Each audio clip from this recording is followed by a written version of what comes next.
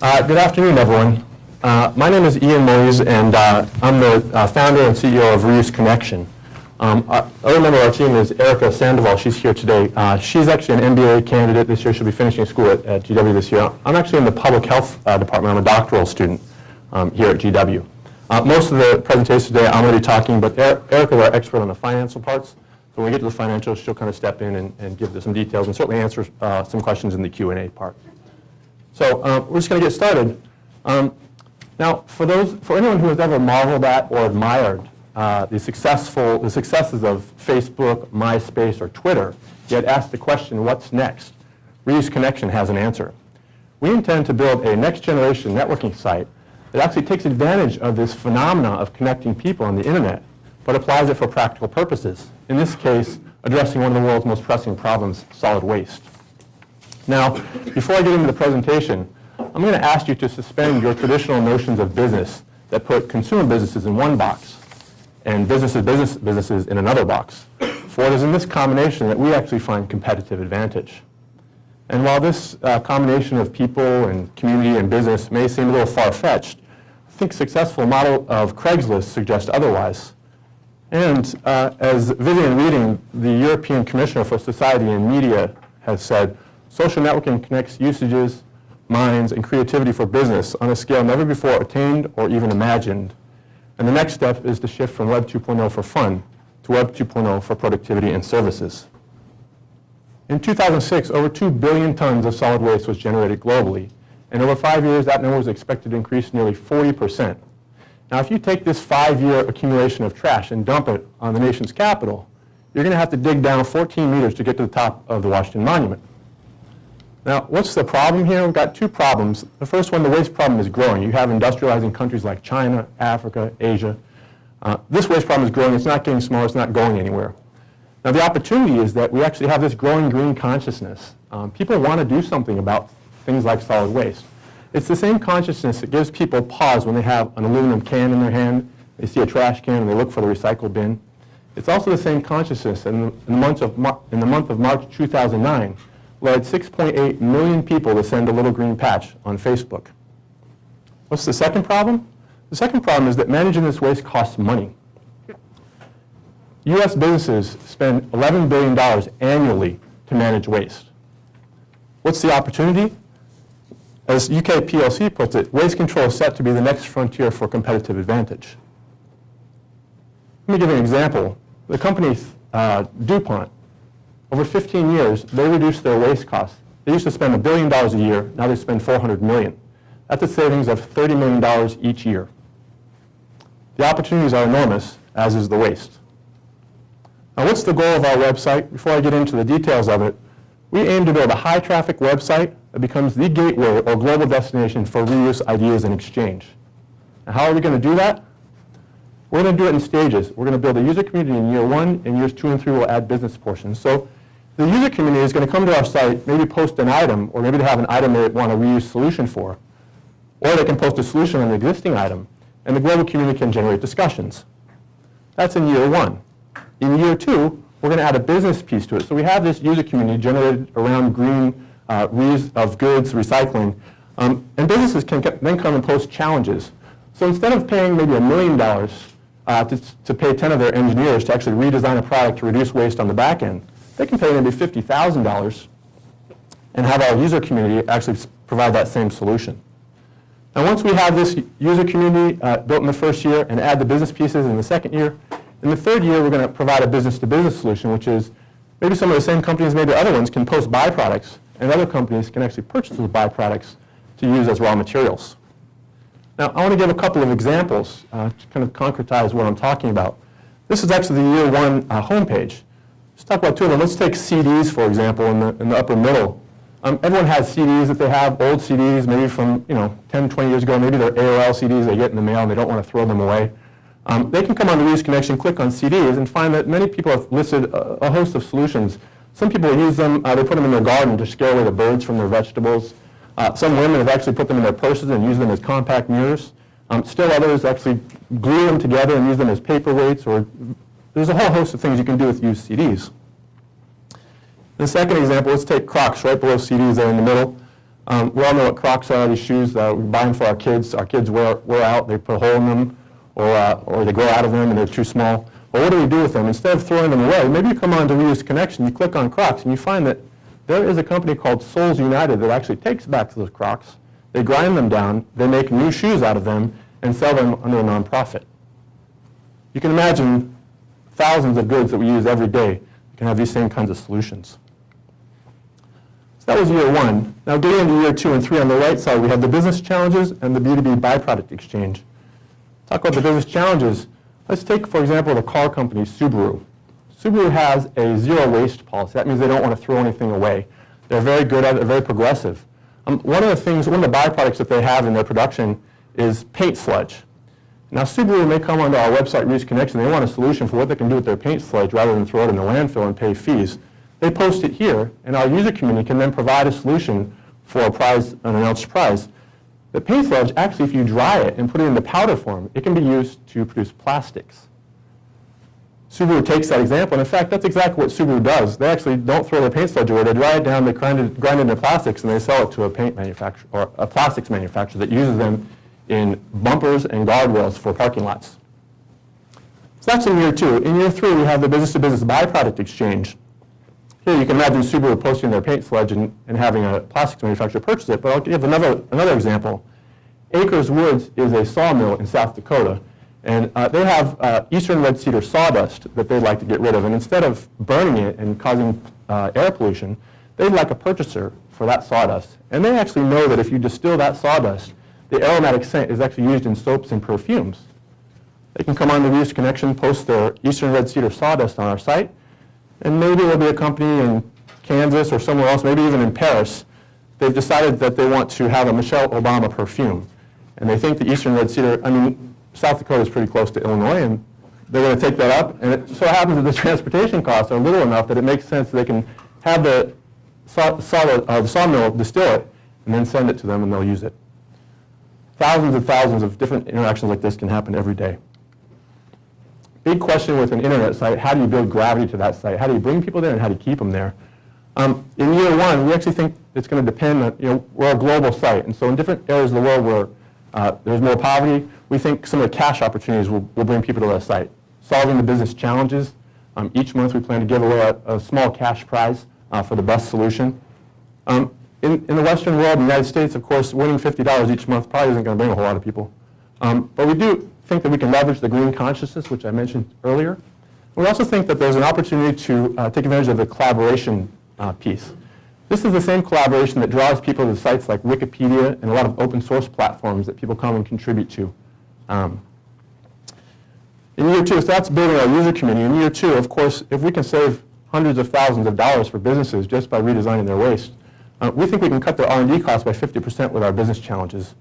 And in year 3, we think the business waste management costs globally can also be cut by 50%. We plan on using case studies and examples of what's been done in the past, a couple of which I've noted today. So before I get into the financials, I'm just going to mention a couple things about the market and the risks and the competitive advantage that we have. Obviously, the networking knowledge sharing market, there's behemoths out there. Facebook and MySpace alone in 2008 generated over $1 billion in advertising revenue. If we can just take a little piece of that, we'll be happy. But actually, we don't think we're going to be competing with Facebook and MySpace. We're not trying to lure everyone away from Facebook and say, oh, come talk to each other on our site. No. We think we can integrate some. We can import some of their profile stuff. We think we can add value to their sites. And we also think that we're going to be the first in the green market for social networking. Little green patches are nice, but for the kind of tried and true green people, we'll have competitive advantage with this feature.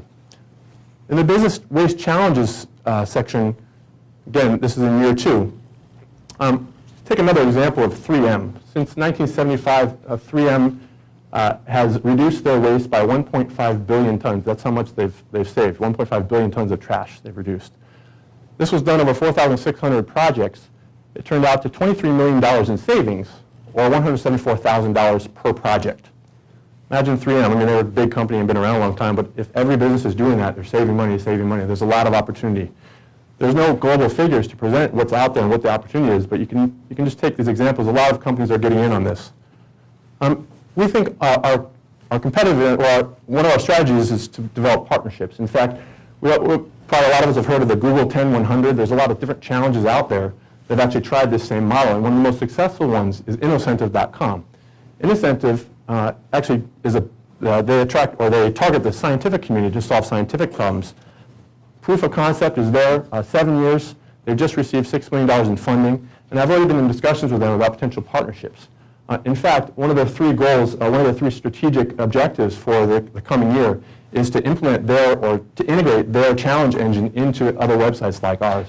So there's already some conversations. It's an exciting prospect for us. And again, we think that our competitive advantage over Google's 10-100 or Innocentive is that we're actually focused on the waste management market, and no one else is there for these challenges. The third piece, year 3, the business-to-business byproduct exchange is where there are the most players, probably. A lot of sites out there. You go to China, you go to Europe, you go to the United States. Any state, any city has a waste exchange site. Usually they run out of municipalities. Their budgets are very small. They tend to be local or regional. They don't have advertising. None of them are doing global. So we don't really see them as big competitors for us. Also, they tend to be kind of buried deep inside a state or municipality website. The biggest competitor for us is a company called RecycleNet.com. They're actually a global website. They have actually a global network of websites that focuses on commodities, or reusable commodities, and similar features as our site. The difference with RecycleNet.com is that their website is very difficult to navigate. It's littered with Google AdSense. It's very difficult to use. They do, however, looking at the market size, $200 million a day in listings. And they say they're just scratching the surface. We do feel we have competitive advantage over RecycleNet.com, a people-centered platform, building a user community that's involved with this. Second, high visual appeal. I showed you our web page. And third, we think we'll add some personalized B2B services that RecycleNet will not. So now I'm going to turn it over to Erica just for a couple minutes to talk to you about the financials, and then I'll wrap it up. Hi, thanks, Ian. Okay, so Ian discussed with us the concept of reuse connection. And we all agree that recycling is good practice, but in this case, is it a good business? Let's go look at the numbers to find out. On the first year, we will be needing $2 million, which is approximately 25% of the company. This will be used to fund product development. That's getting the website up and running. And during this time, we will be focusing on strengthening people-to-people networking and knowledge sharing. In years 2 and 3, we will also be needing an additional $6 million for each of those years. And this will be used mainly to fund the international rollout for Reuse Connection. We will be opening regional offices in 4 countries. In addition, as Ian mentioned, we will be developing the business waste challenges and business-to-business byproduct exchange module of the website. And this will require additional programming skills to be able to make Reuse Connection available not only in English, but in 11 different languages. So as you can see, here is the projected growth for Reuse Connection. The yellow bars correspond to the revenue, purple costs, and the black for net profits. So when does Reuse Connection start making money? Well, let me be straightforward. We do not post net profits until year 4. But this isn't to say that we do not have revenues in the first 3 years. Our calculated return on equity is actually 280%, and the internal rate of return at 42%. This is the breakdown of Reuse Connection's revenue by percentage share. And the purple corresponds to advertising, yellow premium user fees, the black challenge revenues, and the light yellow premium business accounts. Now, as you can see, the first 3 years will be largely driven by advertising revenues. But there is a surge in revenues in year 4, and a lot of this will correspond to premium business accounts. And this reflects the reflects our like the investments that we have made in the first 3 years on business development efforts. And year 5, over 50% of our revenues will be derived from premium business accounts. Okay, so I'd be happy to answer questions on the numbers at the Q&A, but I'll hand the floor over to Ian to close out. Thanks, Erica. So just before I conclude, I'm just going to talk to you a little bit more in detail about our management team. I introduced myself previously, but I'm the founder and CEO. I've actually spent 13 years internationally, Africa, Asia, Latin America, and the Middle East, so a lot of international experience. I speak 4 languages. I kind of understand the localization piece of it. I've been managing projects for over 9 years, and I've been involved with a couple of startups as well. Samuel Moyes is actually my father. He's actually a very accomplished computer programmer. He's been programming for 35 years, just about as long as I've been around. So he's been a CTO of a successful R&D firm for 25 years. He was in charge of advanced development at Sun Microsystems. He's done a lot of consulting work for Apple Computers, so he knows his stuff. And he's currently developing the site, or actually developed most of the pages, but he's putting it in code. Stephen Titus, he's a PhD in electrical engineering, another accomplished programmer, a very bright guy. He's been involved with project development and management for 11 years. He's also been involved with several startups. And of course, Erica, who you've met already, MBA candidate this year. She's been excellent with the numbers and developing the financials. She has 7 years finance experience already, 2 years in HR development experience, and the last 3 years she's been working with the International Monetary Fund. So she's very accomplished as well. We do have some additional needs. .com globalization, it's a big enterprise to go global, and we'll need some advice and some advisors. Global marketing also, we'd like some additional help, and international B2B e-commerce. So in conclusion, I want to say that, in business and life, timing is everything. And right now is a great time. We have a new administration in town. They're all about green. The last 10 to 15 years, corporate social responsibility has been high. Sustainability is the current buzz. Walmart, Coke, DuPont, IKEA, so many companies are getting on the sustainability train. And Reuse Connection's time is now. Thank you.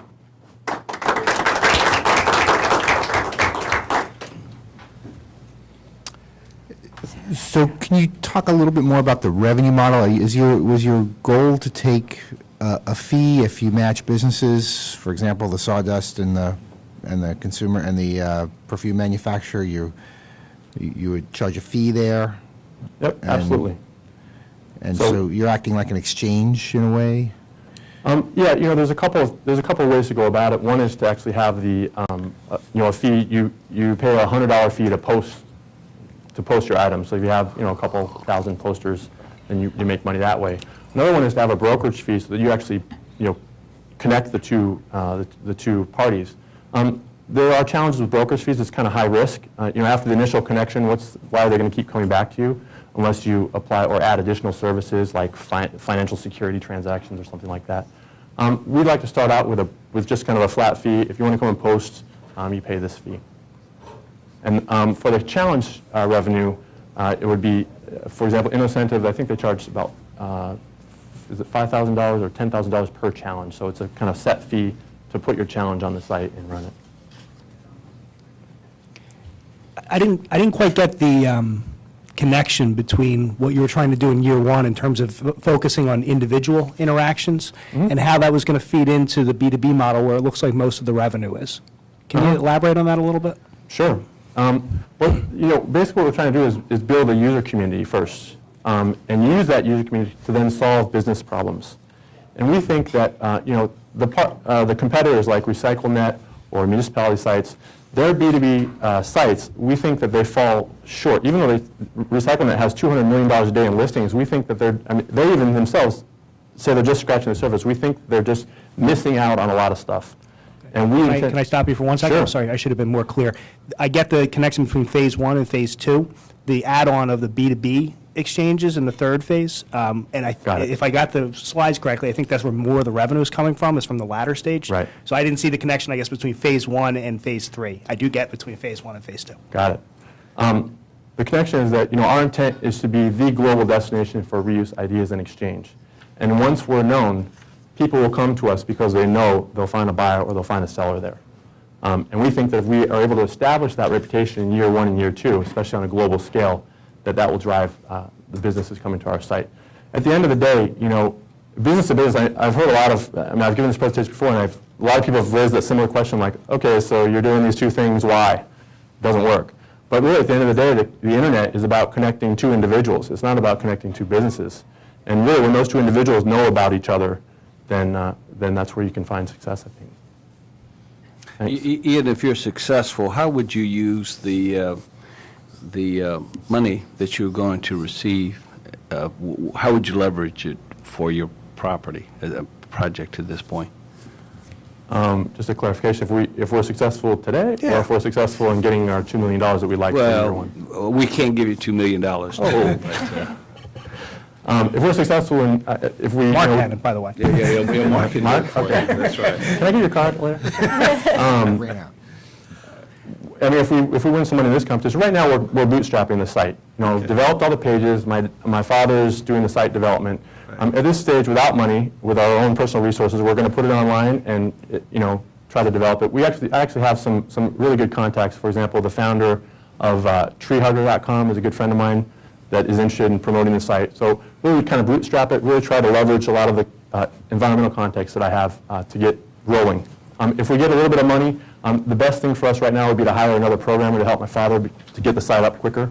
If we get a lot of bit of money, then we can do a lot more. Okay, that's a good response. That's what I was looking for. Thanks.